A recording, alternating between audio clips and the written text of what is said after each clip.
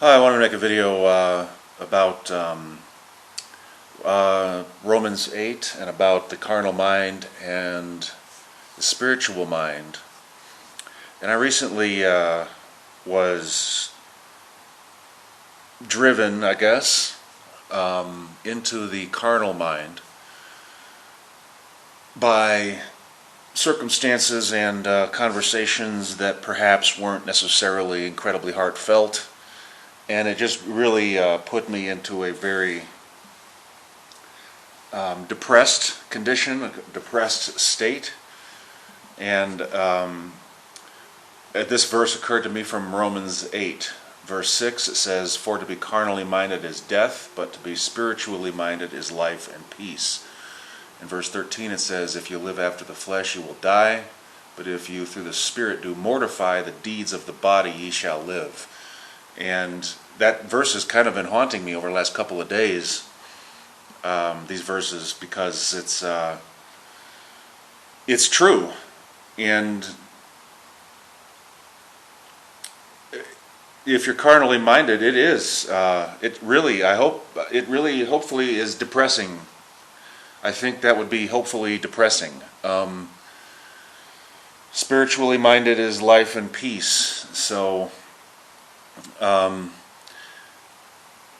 if you've got situations that are perhaps the kind of thing that would drive you into the arms of the carnal mind, it sounds kind of like, and I guess this is probably true as well, where you would be maybe reveling in it.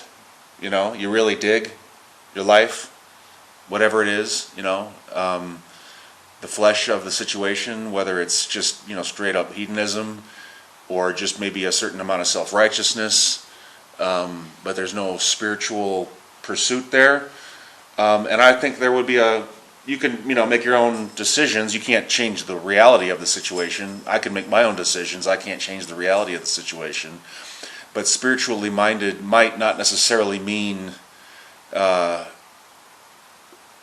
some level, the false religion, a false spirituality, a demonic spirituality, a fleshly, worldly, carnal spirituality might not necessarily be the real thing. It's not, but it might feel like it. And I think to ask that question of yourself is a worthwhile exercise, because we don't. You need to test yourself, right? Test yourself to see whether or not you were in the faith. I'm not sure what verse that is. I'll look for it and post it in the box below. And then anyway,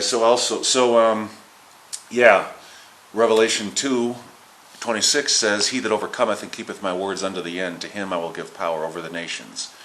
And that verse kind of popped into my my viewfinder today, and so it's an encouragement from the Lord to overcome. So I wanted to pass that on, and I think it is necessary to overcome.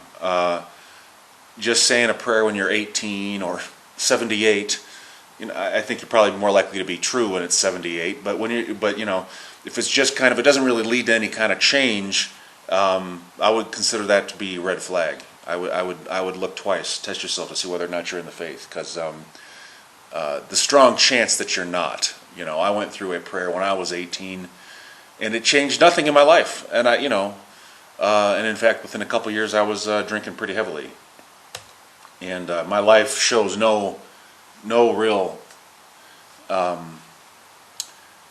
in terms of a lifelong Christian thing. It's always been a theme for me. I think the hellfire theme kind of hints at that. But I think.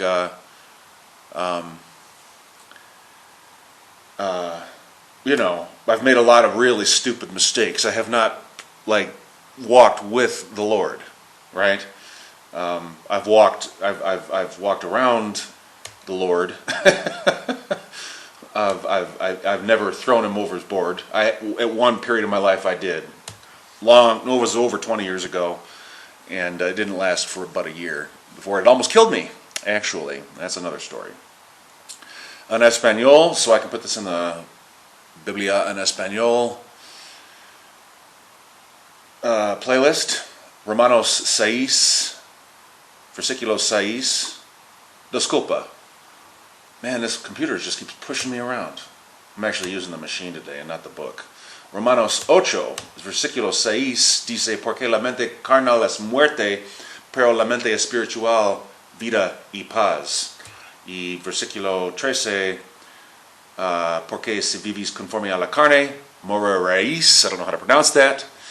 No conoce cómo pronunciar este lugar, esta palabra, disculpa.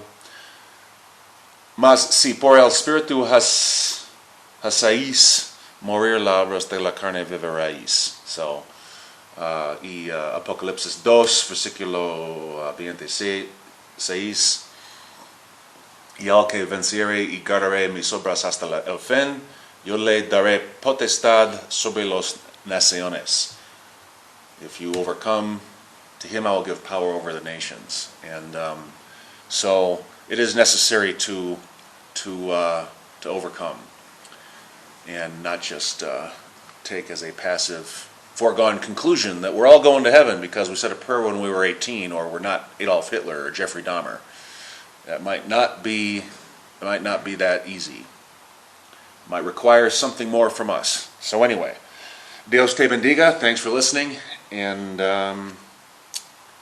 hasta luego.